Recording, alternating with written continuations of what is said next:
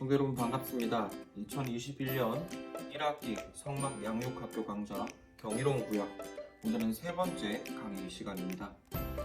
먼저 강의를 신청해 주신 많은 성도님들께 감사드리고, 또 지금껏 강의를 성실하게 수강해 주신 모든 분들께 감사하다는 말씀으로 강의를 시작하고자 합니다.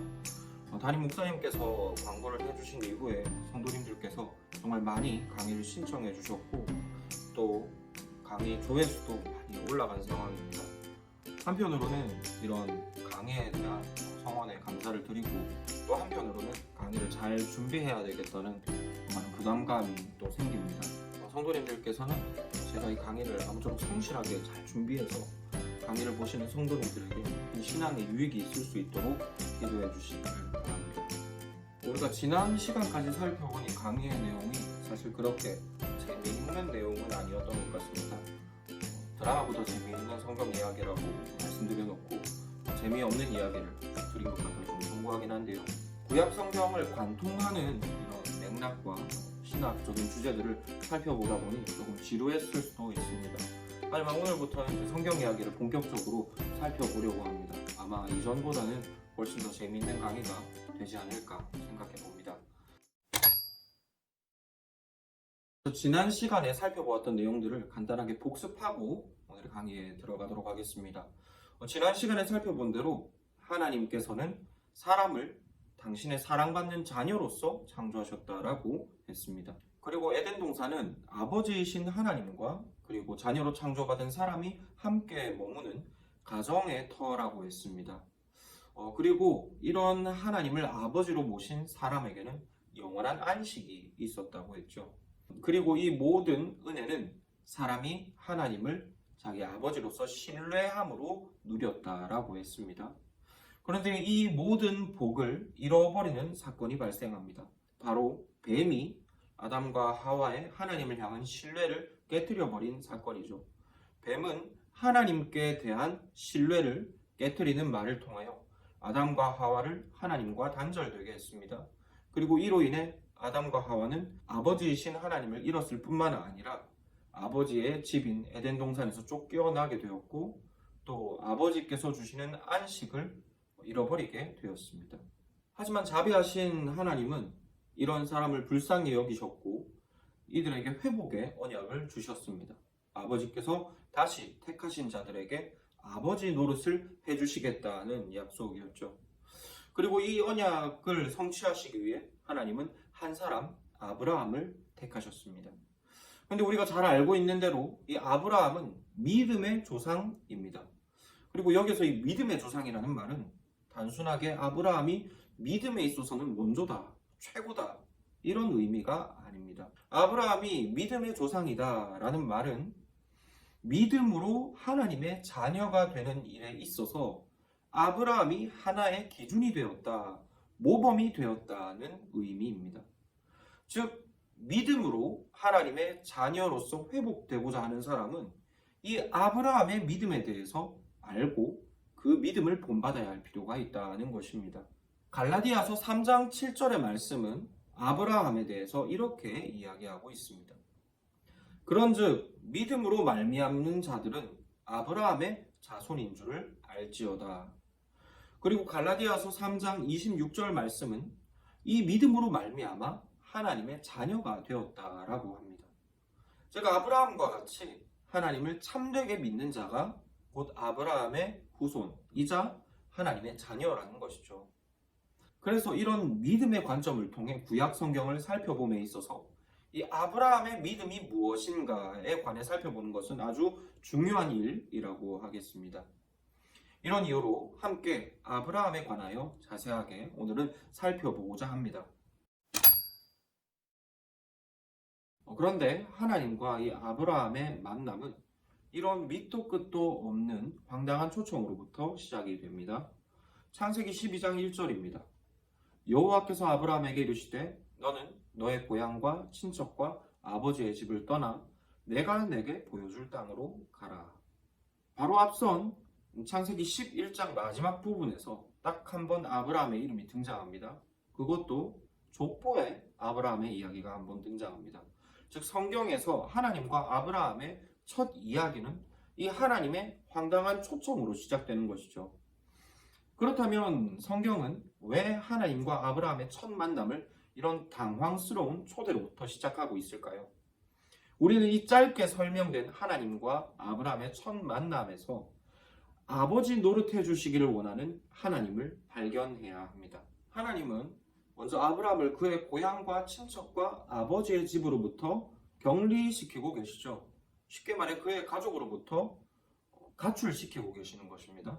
그렇다면 이런 아브라함의 가족은 어떤 가족이었을까요? 여호수아 24장 2절 말씀에서 이 아브라함의 후손들은 자기 조상인 아브라함에 대해서 이렇게 흉 아닌 흉을 보고 있습니다. 여호수아 24장 2절입니다. 옛날에 아브라함과 나홀의 아비 데라를 비롯해 너희 조상은 유브라데스 강 건너에 살면서 다른 신들을 섬겼다. 개역개정 성경은 본문을 꼭 아브라함만큼은 우상을 안 섬긴 것처럼 이렇게 번역을 하고 있습니다. 그런데 사실 성경은 분명하게 아브라함 역시 우상 숭배자였다라고 명시합니다. 즉 아브라함은 우상을 숭배하는 집에서 우상을 숭배하는 아버지와 함께 살았던 것입니다. 그런데 하나님께서는 이런 우상을 섬기는 집에서부터 아브라함을 가출시키고 계시죠. 그리고는 그 아브라함을 어디로 데려가시는가 하니 바로 가나안 땅입니다. 우리가 첫 시간에 성경 지리를 살펴볼 때 말씀드린 대로 이 가나안 땅은 에덴 동산이 있던 곳으로 추정되는 장소입니다. 그리고 지난 시간에 말씀드린 대로 이 에덴 동산은 하나님께서 자기 자녀와 함께 머무시던 집, 곧 성전터라고 했습니다. 많은 선지자들이 이 가나안 땅을 성전의 터로서 그리고 있죠. 창세기 3장의 말씀이 아마 떠오르실 것 같습니다. 최초의 사람이 하나님을 거절하고 하나님의 집으로부터 가출해 나왔습니다. 그런데 하나님은 이 아브라함을 우상 섬기는 집으로부터 가출시키셔서 지금 다시 아버지의 집의 터전으로 불러오셨습니다. 이를 볼 때 하나님께서 아브라함을 고향을 떠나 가나안 땅으로 불러오신 이유는 분명합니다. 하나님은 아브라함에게 다시 아버지 노릇을 해주려고 하고 계시는 것이죠. 이를 위하여 다른 신을 섬기는, 곧 다른 아버지 노릇을 하는 우상의 집으로부터 아브라함을 가출시킨 것입니다. 즉 창세기 3장에 있었던 타락의 역행을 지금 하나님께서 하고 계시는 것이죠. 하지만 그렇다고 해서 우리가 오해하지 말아야 할 것은 지금도 여전히 이 가나안 땅, 그러니까 지금의 이 팔레스타인 땅이 영적으로 중요한 의미가 있다고 착각해서는 안 된다는 것입니다. 종종 가다 보면 이 팔레스타인 땅의 영적인 의미에 집착한 나머지 이 땅을 어떤 종말론적인 의미로, 그리고 구원에 있어서 아주 핵심적인 의미로 이해하시는 분들이 계십니다. 그리고 이런 분들의 특징을 말씀드리자면 자신들만이 그 비밀에 대해서 알고 있다고 오해하십니다. 그런데 사실 이런 생각은 교회 역사상 상당히 오래되었고 또 생각보다 널리 퍼졌던 생각입니다. 이 생각이 얼마나 오래되었었는가 하면 중세 교회 때도 이런 생각이 있었습니다. 그리고 이런 생각으로 인해 중세 교회는 십자군 전쟁이라는 교회 역사상 씻을 수 없는 죄악을 저지르게 되었습니다. 그리고 그때 저지른 죄악의 결과는 지금까지도 온 세계에 영향을 미치고 있죠. 그리고 지금도 팔레스타인 지역의 이 영적 의미에 집착하는 교회, 그리고 단체치고 건전한 곳이 별로 없습니다. 우리의 성전은 예수님이십니다. 우리의 성전터는 예수님 안에 연합되어 살아가는 그 모든 우리의 삶의 터전입니다. 그러므로 우리는 불필요하게 성전터로서 이 팔레스타인 지역, 그리고 예루살렘 성전 건물에 집착할 필요가 없습니다. 그리고 다시 본론으로 돌아와서 여하튼 하나님께서는 아브라함을 우상을 섬기는 집과 그리고 우상을 섬기는 아버지에게서부터 가출하게 하셔서 아버지 집으로 불러들이셨다는 점, 이로써 하나님은 아브라함에게 아버지 노릇을 해주시기를 원한다는 점을 기억하시기를 바랍니다. 하지만 이렇게 아브라함을 역으로 가출시키셔서 아버지 집에 터로 데려왔다고 한들 아브라함이 갑자기 하나님의 자녀가 되는 것은 아니죠. 우상 숭배자를 사는 집만 이사시켜 놓았다고 해서 우상 숭배자가 갑자기 하나님의 자녀가 되는 것은 아니라는 것입니다.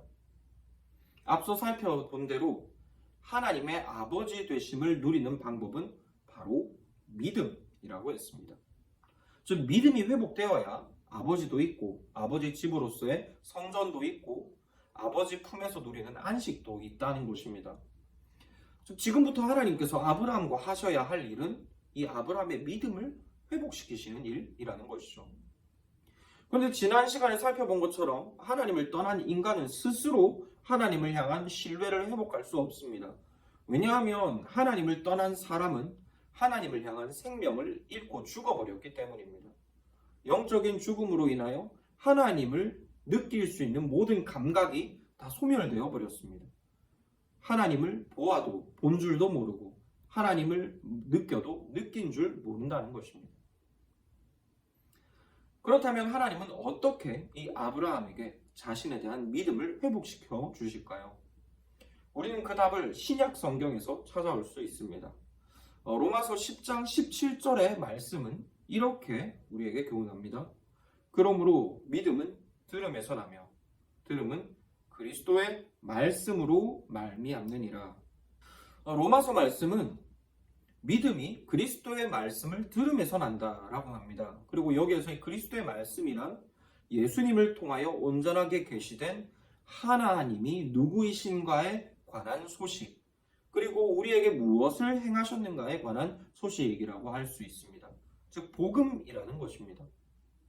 물론 그렇다고 해서 복음을 듣기만 하면 믿음이 생기는 것이 아니라는 사실을 성도님들이 더 잘 아실 겁니다. 하지만 그럼에도 복음을 들음, 이것은 하나님이 우리에게 믿음을 주시는 아주 필수적이고 절대적인 통로입니다. 이런 맥락에서 볼 때 하나님이 누구이신지를 바르게 아는 것, 그러니까 하나님이 누구이신지를 바르게 계시받는 것, 이것은 가장 중요하고 절대적인 방법이라고 할 수 있습니다. 즉 간단하게 표현해 보자면 하나님이 누구이신지를 알게 되면 믿음이 생기고 믿음이 생기면 하나님을 아버지로 모실 수 있다는 것이죠. 이런 이유로 하나님은 택하신 불신자인 아브라함에게 지금부터 계속해서 아주 집요하게 그리고 주도적으로 하나님 자신이 누구이신지를 계속해서 보여주십니다. 즉 하나님께서 아브라함에게 그의 삶에 직접적으로 전도하고 계시는 것이죠. 설교하시는 것입니다. 하나님이 얼마나 신뢰할 만한 분이신가, 그리고 얼마나 선하신 분이신가를 삶 가운데 직접적으로 보여주고 계십니다. 그리고 그 아브라함의 삶에 계시된 하나님의 신실함이 얼마나 풍성한지 그 은혜를 간단하게 살펴보려고 강의안을 쓰기 시작했는데 분량 조절에 실패해서 이번 시간에는 아브라함에 관해서만 살펴보게 되었습니다. 원래는 이번 시간에 창세기 전체 내용을 다 살펴보려고 했는데 그 은혜가 너무 풍성해서 오늘은 아브라함만 볼 수밖에 없게 되었다는 것이죠. 사실 이번 한 시간을 전체를 다 할애한다 하더라도 아브라함에게 하나님이 계시하신 그 하나님의 신실하신 그리고 선하심은 다 살펴볼 수가 없습니다. 그래서 우리는 필연적으로 하나님의 선하심을 어떤 선택적인 방법으로 살펴볼 수밖에 없겠는데요. 그리고 저는 이 아브라함의 삶에 계시된 이 하나님의 선하심 그리고 신실하심을 약속과 성취라는 은혜의 마디들을 통해 살펴보려고 합니다. 누구나 그렇습니다만 사람은 간사하죠. 그래서 하나님이 아무리 선하게 은혜를 베풀어 주신다 하더라도 잊어먹기가 쉽습니다. 하나님은 항상 신실하신데 우리는 그 항상 있는 하나님의 은혜를 잊어버리고 언제 우리를 사랑하셨습니까? 라고 하나님께 따지기 일쑤라는 것입니다. 그래서 하나님은 당신의 백성들에게 하나님의 신실하심과 선하심을 각인시켜 주시기 위해, 쉽게 말해서 발뺌하지 못하게 하시기 위해서 종종 은혜 위에 마디를 남기십니다.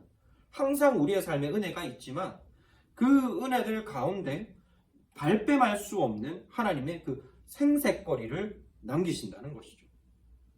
그리고 그것이 무엇인가 하니 바로 하나님의 약속, 그리고 그 약속에 대한 하나님의 성취하심입니다. 하나님께서는 이렇게 택하신 자들을 사랑하시고 그들에게 이렇게까지 신실하시다는 사실을 분명하게 보여주시기 위해서, 이것에 대해서 사람들이 발뺌하지 못하게 하시기 위해서 그 백성들에게 특정한 약속을 베풀어 주시는 때가 있습니다.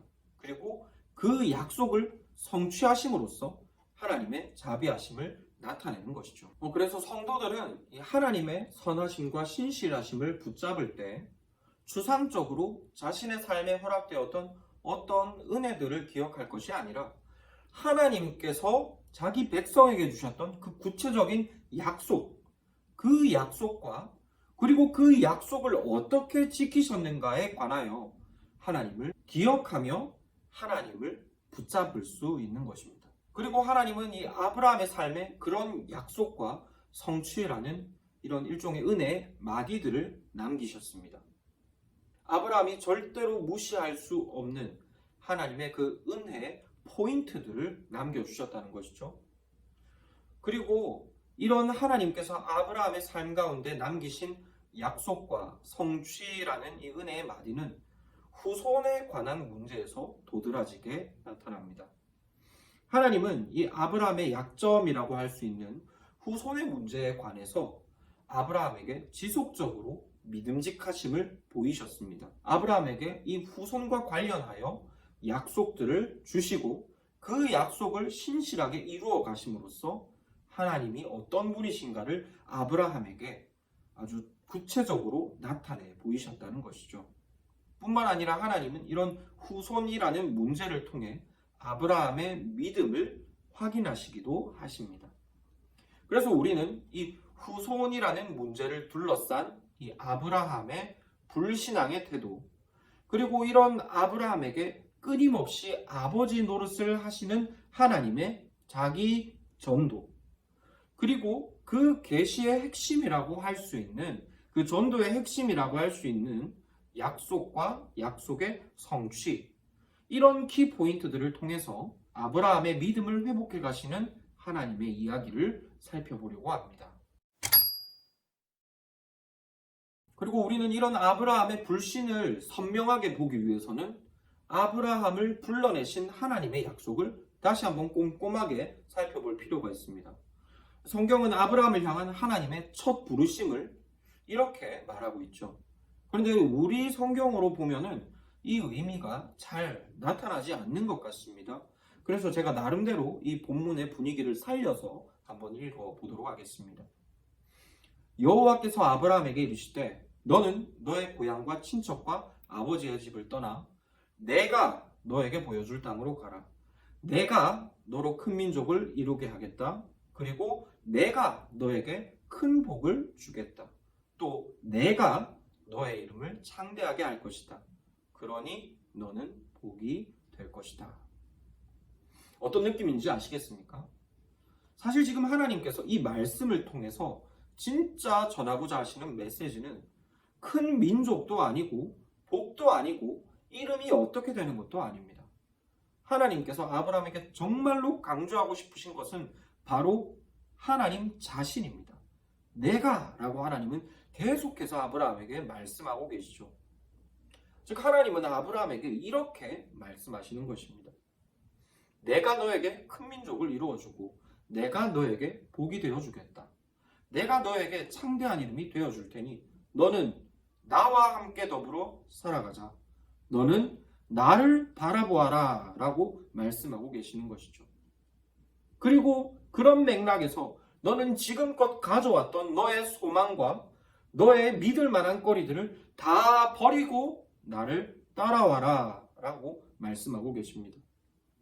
그래서 만일 아브라함이 이런 하나님의 말씀을 곧이곧대로 들었다면 지금 가진 것들을 훌훌 털어버리고 하나님을 따라왔어야 했습니다.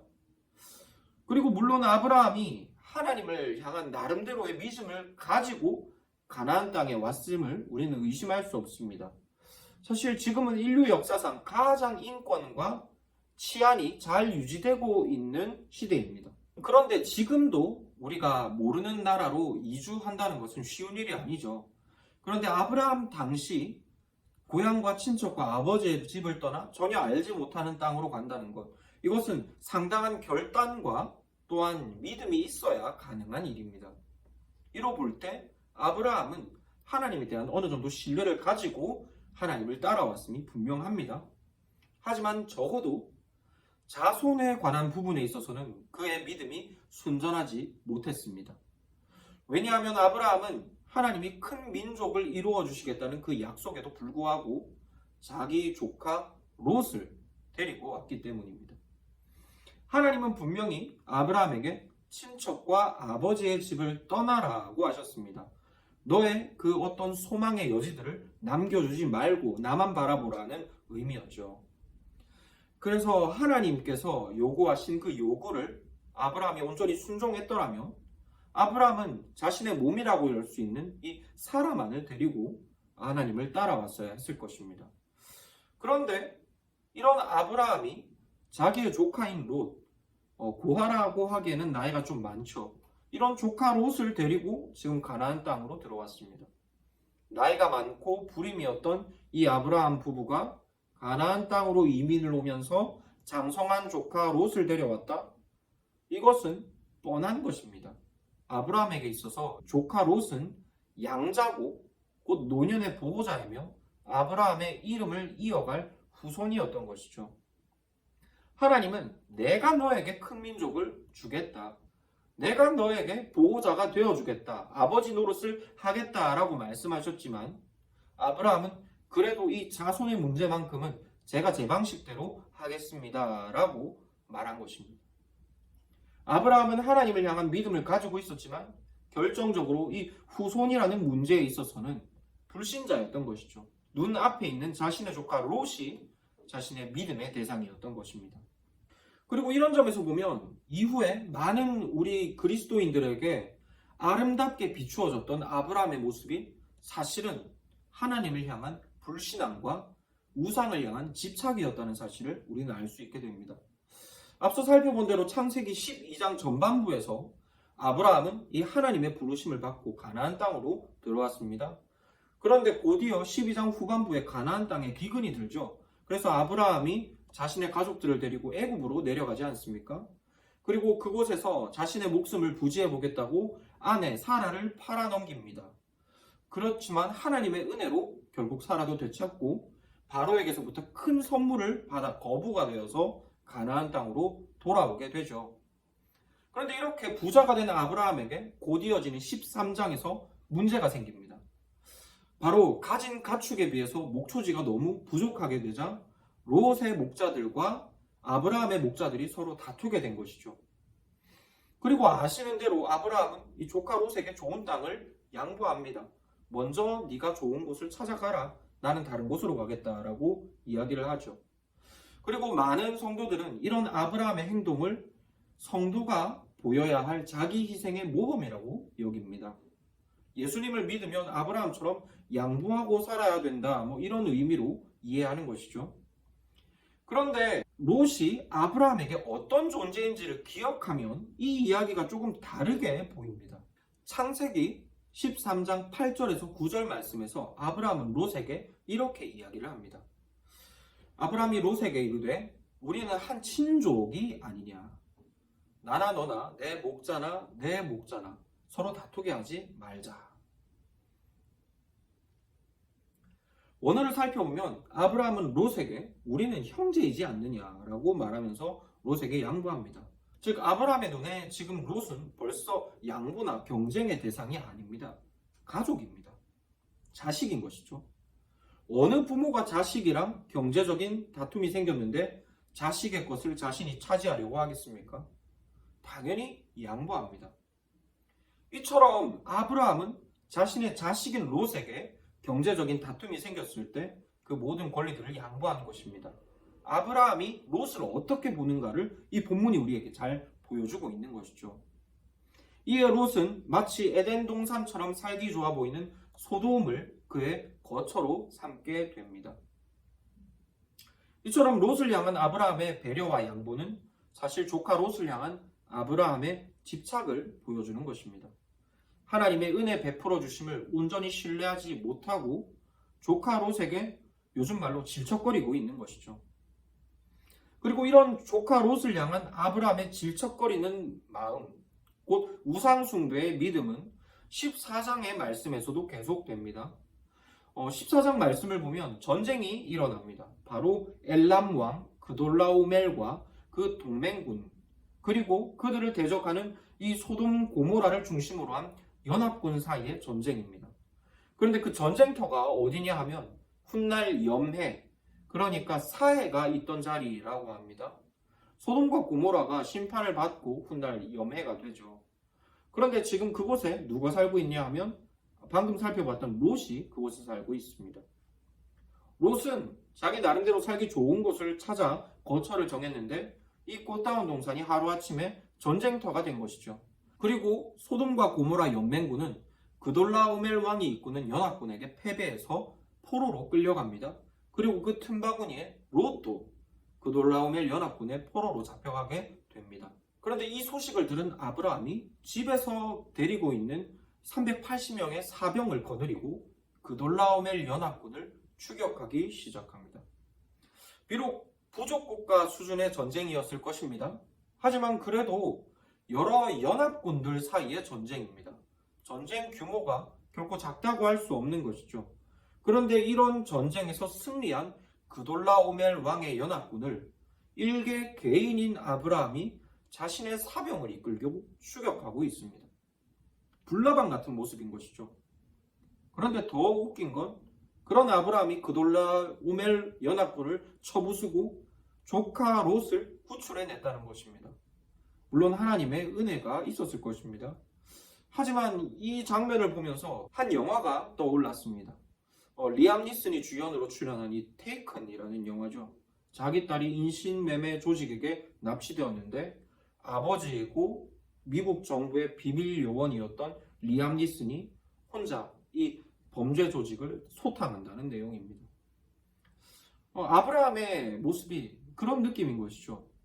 우리는 여기에서 아브라함의 롯을 향한 집착이 어떤 것인지를 분명하게 볼 수 있습니다. 아브라함에게 있어서 롯은 자녀일 수밖에 없는 것입니다. 그리고 아브라함 당시 아들이 가지는 의미를 생각해 보자면 그것은 단순하게 우리가 지금 생각하는 자식 그 이상의 의미였을 것입니다. 어쩌면 아브라함에게 있어서 조카 롯은 양자이며 노후 대책이고 미래이자 명예이며 전부였다고 할 수 있겠습니다. 그의 우상이었던 것이죠.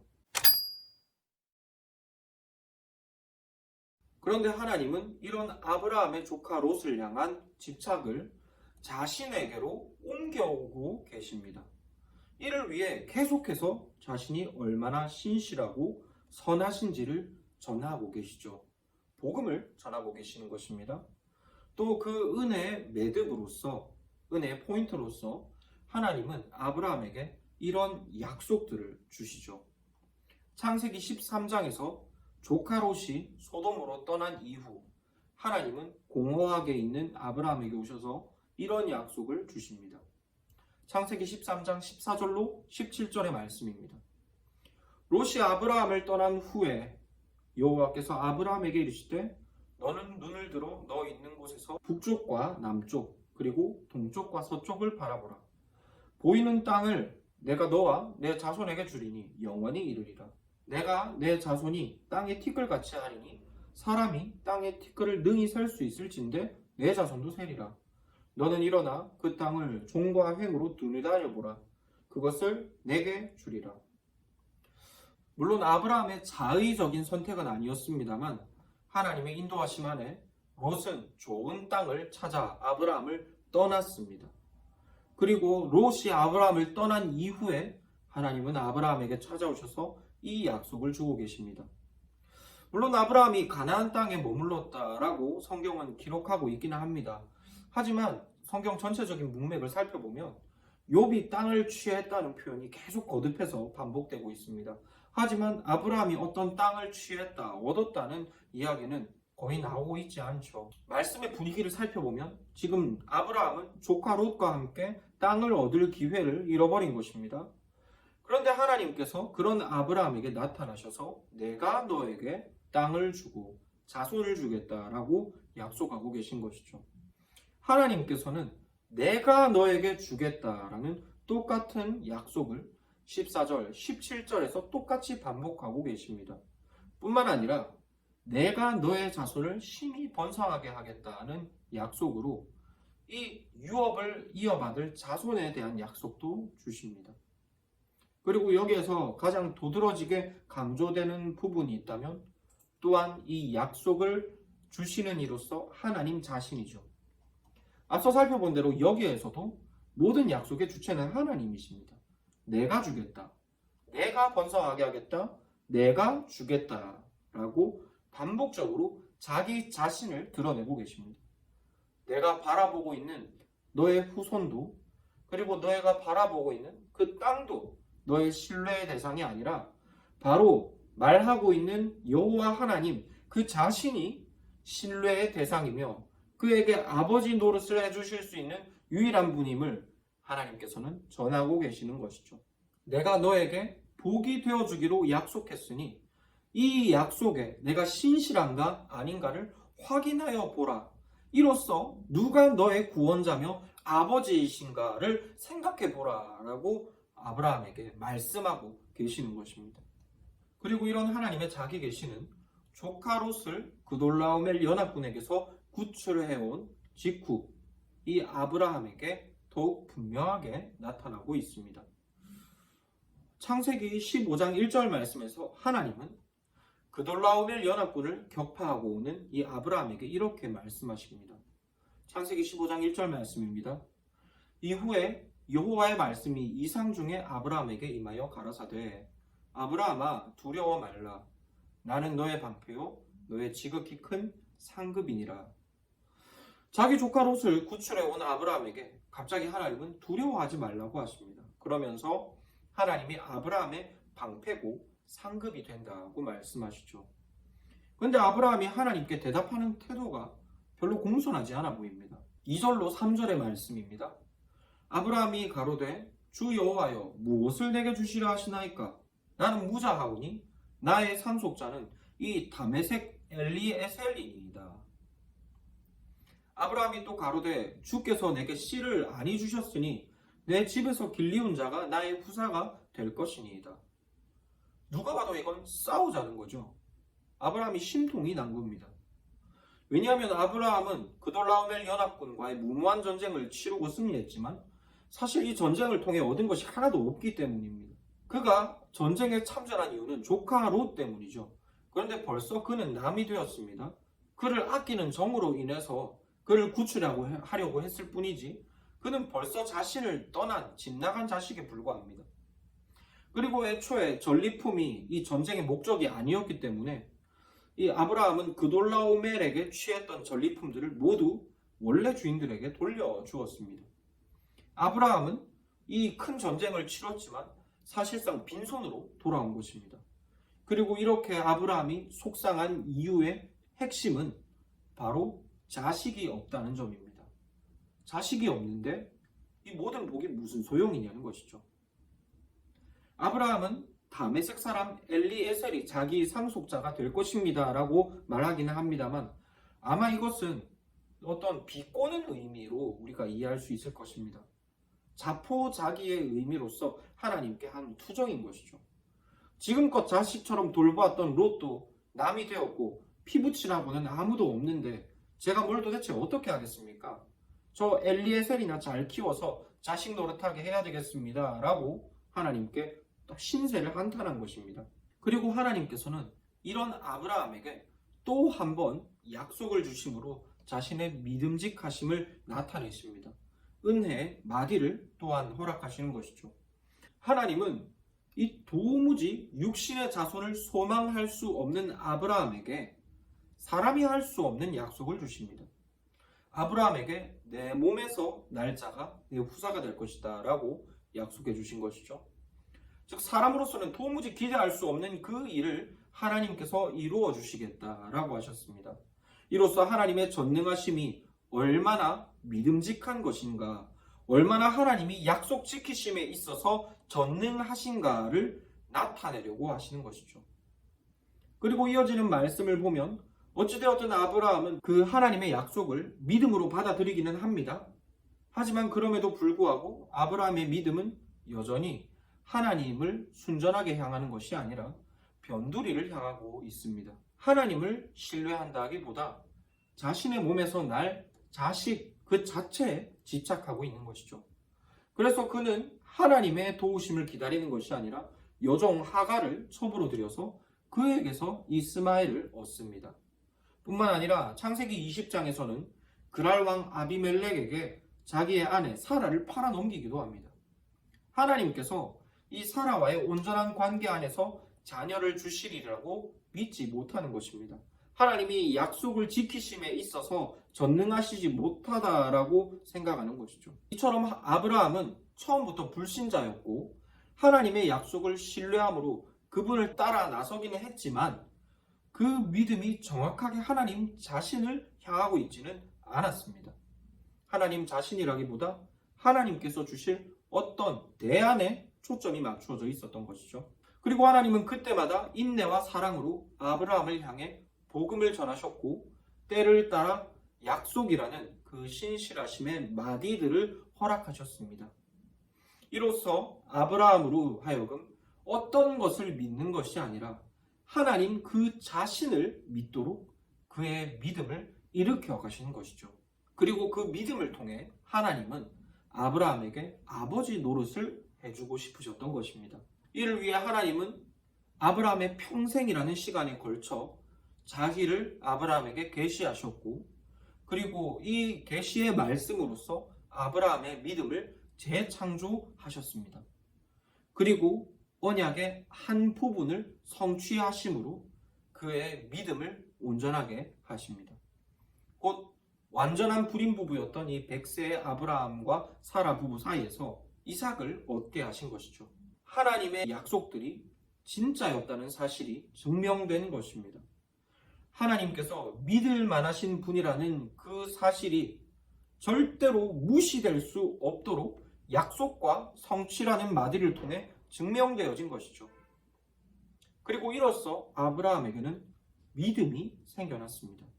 즉 하나님께서 이 아브라함에게 허락하신 은혜의 정점은 이삭을 얻게 하신 것이 아니라 그 약속의 성취됨을 통하여 하나님의 자녀될 믿음을 회복시킨 것에 있는 것이죠. 그래서 아브라함을 향한 하나님의 구원 사역의 정점은 아브라함이 이삭을 안았을 때가 아니라 아브라함이 하나님께 이삭을 내어드린 때였습니다.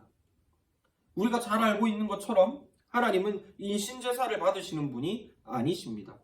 그럼에도 불구하고 창세기 22장 말씀에서 하나님은 아브라함에게 소년이 된 이삭을 제물로 바치라고 요구하시죠. 이는 아브라함의 믿음이 정확하게 어디에 있는가를 확인하시기 위함이었습니다. 그리고 이 하나님의 시험하심에 아브라함은 이삭을 내어드림으로 그의 믿음의 온전함을 고백했습니다. 아브라함이 하나님께 무엇을 얻어내기 위해서 이삭을 바친 것이 아니라는 것이죠. 이삭을 바치면서 아브라함이 도대체 무엇을 바랬기에 아브라함이 이삭을 내어드릴 수 있었겠습니까? 부모된 심정으로서 이것이 어떻게 가능하겠느냐는 것이죠. 이처럼 아브라함이 이삭을 바친 것은 절대로 다른 의미로 해석될 수 없습니다. 헌신하면 복 주신다? 그런 의미가 절대로 아니라는 것입니다. 오직 하나님의 선하심과 그분의 신실하심에 대한 아브라함의 믿음이 아브라함으로 하여금 이삭을 하나님께 바치도록 한 것이죠. 그래서 성경 말씀을 보면 하나님께서 이 광경을 보시고 이제야 아브라함 내가 나를 경외하는 줄 알았다라고 하시는데요. 이 경외하다라는 단어는 하나님을 바라보다라는 단어와도 아주 유사한 단어입니다. 그래서 곧 이어지는 말씀에 아브라함이 순양을 바라보죠. 그 단어와 그리고 여기서 이 경외하다라는 단어의 철자가 거의 똑같습니다. 즉 하나님은 이 경외하다는 단어를 통해 아브라함의 믿음의 중심이 어디에 있는가를 확인하셨다는 것을 중의적인 단어로서 나타내신 것이죠. 그리고 이 사건을 통해 아브라함은 믿음의 조상으로서 인정받게 됩니다. 즉 그가 이 하나님의 자녀가 되는 믿음의 기준이 무엇인지를 분명하게 보인 것입니다. 이렇게 하나님의 선하심과 신실하심을 풍성히 듣고 체험함으로 자라난 이 순전한 믿음, 하나님만이 나의 구원자 되시며 나의 아버지 노릇을 해주실 분이라는 그 순전한 믿음이 다시 죽은 죄인으로 하여금 아버지의 품에 안기는 구원의 열쇠가 되었다는 것입니다. 이처럼 하나님은 당신의 품을 떠난 자식들을 다시 돌이키기 위해서 믿음을 회복시키시는데요. 그리고 이를 위해 하나님은 끈질기게 그의 삶에 하나님의 선하심과 신실하심을 설교하십니다. 말씀을 통해서도 설교하시지만 그의 삶에 하나님의 말씀들이 성취되는 것을 목격하게 하심으로 그의 신실하심과 선하심을 계시하시는 것이죠. 그리고 그 하나님의 은혜가 잊혀지지 않게 하시기 위해서 하나님은 특별히 언약과 성취라는 특별한 은혜의 마디들을 통해 그 하나님의 말씀이 기억되도록 하셨습니다. 그리고 이로써 하나님은 택하신 자들에게 믿음을 회복시키시고 이 믿음을 통하여 하나님은 택하신 자들에게 아버지 노릇을 하시는 것이죠. 그리고 하나님은 이런 아브라함에게 허락하신 복, 곧 하나님의 아버지 노릇 해주시는 복을 물려받은 그의 후손들에게도 믿음을 회복해 가시는 비슷한 과정들을 허락하십니다. 그리고 이것으로써 오늘의 강의를 정리해 보도록 하겠습니다. 하나님은 태초에 사람을 하나님의 사랑받는 자녀로 창조하셨습니다. 그리고 만물을 하나님의 가정의 터로, 그리고 그중 에덴 동산을 하나님의 집, 곧 성전으로 삼으셨고, 하나님은 그런 사람에게 안식을 풍성히 베푸셨습니다. 사람은 이런 하나님의 아버지 되신 은혜를 믿음을 통하여 누렸습니다. 그러나 뱀의 거짓말로 인해 사람은 이 은혜의 통로라고 할 수 있는 믿음을 잃어버리게 됩니다. 이는 곧 아버지를 잃어버림이며 아버지의 집에서 내어 쫓김받음이며 곧 아버지께서 주시는 안식을 잃어버림입니다. 그리고 사람은 생명을 잃어버렸기 때문에 하나님 아버지에 대한 감각을 잃어버렸습니다. 아버지를 볼 수도 느낄 수도 없게 된 것입니다. 하지만 하나님은 이런 사람을 불쌍히 여기셨고 택한 자들에게 다시 아버지가 되어주시기로 약속하셨습니다. 그리고 그 약속을 성취하시기 위해 하나님이 하셔야 할 일은 사람에게 믿음을 회복시키시는 일이었습니다. 그리고 그 믿음은 복음을 들음에서 다시 회복됩니다. 하나님은 이 일을 위하여 아브라함을 택하셨고 그의 믿음을 회복시키고자 그의 귀에 딱지가 않도록 복음을 들려주시고 경험케 하셨습니다. 그의 삶에 끊임없는 은혜와 사랑과 인내로서 하나님의 아버지 되심, 그를 향한 신실하심과 선하심을 계속해서 계시해 주신 것이죠. 그리고 이런 하나님의 믿음직하심은 약속과 성취라는 이 은혜의 마디를 통해서 더 선명하게 드러나게 되었습니다. 그리고 이런 은혜로 인해 결국 불신자 아브라함은 그 믿음의 대상을 자신이 가지고 있던, 열망하고 있던 어떤 것에서부터 돌이켜 온전히 하나님만을 향하게 되었습니다. 그리고 이 믿음의 회복을 통하여 하나님은 그를 믿음의 조상으로 삼으셨고 그에게 아버지가 되어 주셨습니다. 그래서 성경은 하나님의 자녀를 곧 아브라함의 후손이라는 말과 동의어로 사용하고 있는 것입니다. 그리고 이 말씀을 간단하게 우리의 삶에 적용해 보자면 그렇기에 우리는 하나님이 누구이신가에 관하여 끊임없이 집중해야 하고 그 복음 듣기를 힘써야 합니다. 강단에서 선포되어지는 복음, 하나님이 누구이신가에 대한 그 순전한 하나님의 음성을 듣기를 힘써야 하며 또한 동시에 우리 삶에 그 하나님의 말씀과 약속들이 성취되는 것들을 경험해야 합니다. 그래야 우리의 믿음이 자라나고 이로써 우리가 하나님의 아버지 노릇해 주심을 풍성히 누릴 수 있게 되는 것이죠. 바라기는 우리의 삶 가운데 선포되어지는 풍성한 복음으로 말미암아 우리의 삶에 이런 하나님의 아버지 노릇해 주심의 은혜가 차고 넘칠 수 있기를 소망합니다. 그럼 이것으로써 오늘의 강의를 마치도록 하겠습니다. 강의를 경청하여 주신 모든 성도님들께 감사드리며 또한 다음 주 강의를 잘 준비할 수 있도록 기도해 주시면 감사하겠습니다. 다음 시간에 그럼 또 뵙도록 하겠습니다. 모두 안녕히 계십시오.